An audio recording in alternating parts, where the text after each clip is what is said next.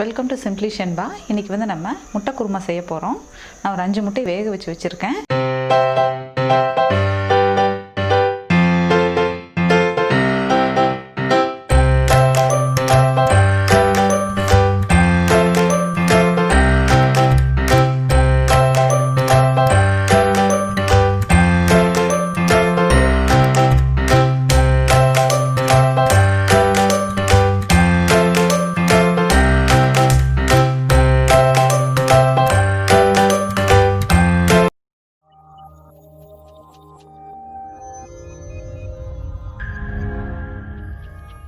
இப்போ அந்த முட்டை வந்து இப்படி நம்ம கொஞ்சம் ஓட்டை போட்டுக்கலாம். ஏன்னா நம்ம குருமா செஞ்சு இது அதுக்குள்ளே போடும்போது அப்போ தான் அதெல்லாம் இதுக்குள்ளே இறங்கும். ஏன்னா நம்ம முட்டையை கட் பண்ண போகிறதில்ல, அப்படியே தான் போட போகிறோம். இதே மாதிரி எல்லாத்தையும் கட் பண்ணிக்கலாம்.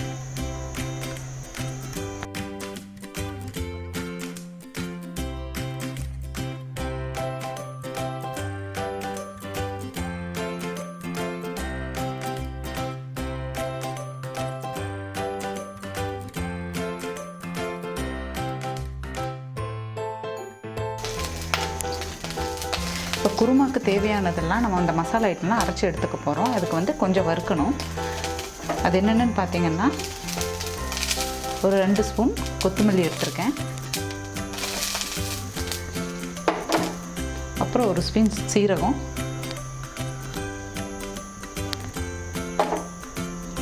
பட்டை, கிராம்பு, சோம்பு ஒரு 1/2 ஸ்பூன்,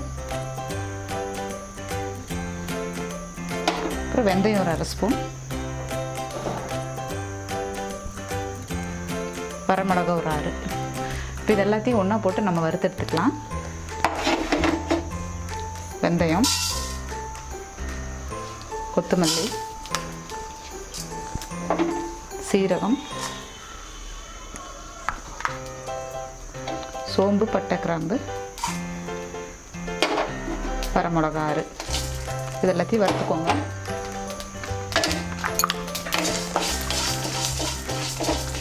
அடுப்பு சிம்மிலேயே வச்சு லைட்டாக வறுத்தா போதும். இது வறுத்தாச்சு. இப்போ இதை வந்து நம்ம வேறு ஒரு பாத்திரத்துக்கு இதை மாற்றிக்கலாம். இப்போ இதெல்லாம் நம்ம வறுத்து எடுத்தாச்சு. இப்போ கடாயில் வந்து கொஞ்சம் எண்ணெய் விட்டுக்கலாம்.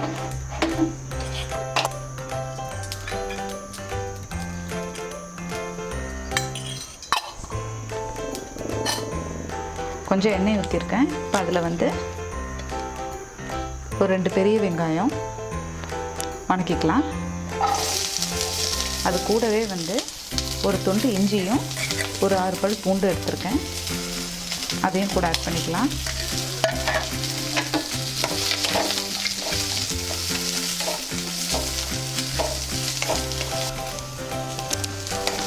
வெங்காயம் ஒரு அளவுக்கு வதக்கியாச்சு. இப்போ வந்து ஒரு கப் அளவு தேங்காய் எடுத்திருக்கேன்.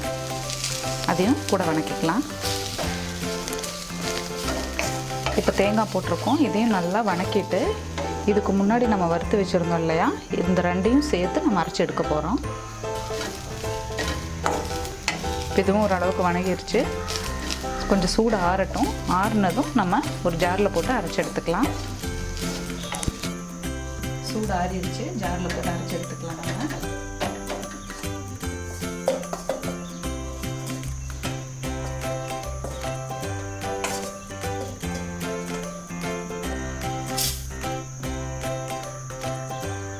நல்லா நைஸாக அரைச்சி எடுத்துக்கலாம்.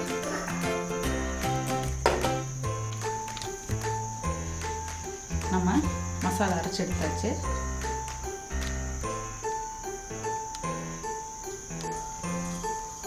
அடுப்பில் ஒரு கடாய் வச்சு கொஞ்சம் எண்ணெய் ஊற்றிருக்கேன். எண்ணெய் சூடாகட்டும். சூடானதும் நம்ம கடுகு போட்டுக்கலாம்.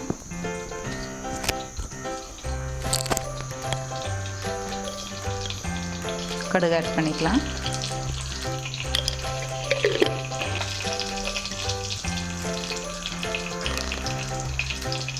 கருவேப்பிலை ஆட் பண்ணிக்கலாம்.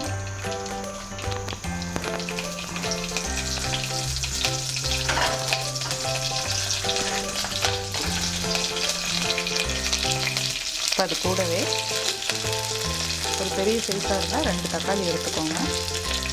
ஆட் பண்ணிக்கலாம்.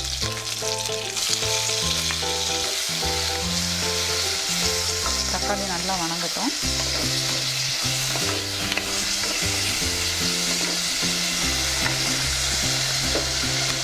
நம்ம அரைக்கும் போது எதுக்குமே உப்பு போடணும் இல்லையா, இப்போ இதில் தக்காளி கூடவே உப்பு ஆட் பண்ணிக்கலாம்.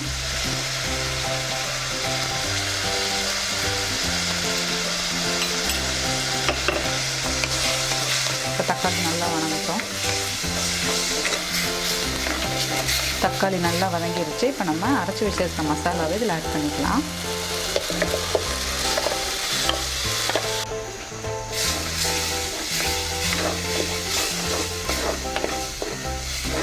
இதில் தேவையான அளவு நம்ம தண்ணியும் ஆட் பண்ணிக்கலாம்.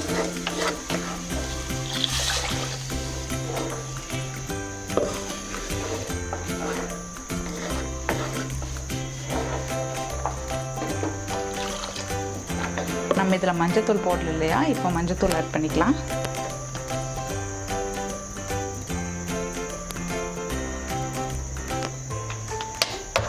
நல்லா மிக்ஸ் பண்ணி விட்டுடுங்க. இது நல்லா கொதிக்கட்டும்.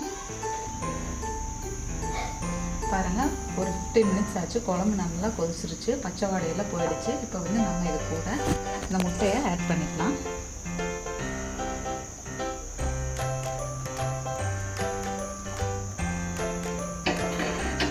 இப்போ அது நம்ம வந்து குத்தி விட்டு தான் முட்டையை போட்டிருக்கோம், அதனால் இந்த சாரெல்லாம் இதுக்குள்ளே இறங்கிக்கும்.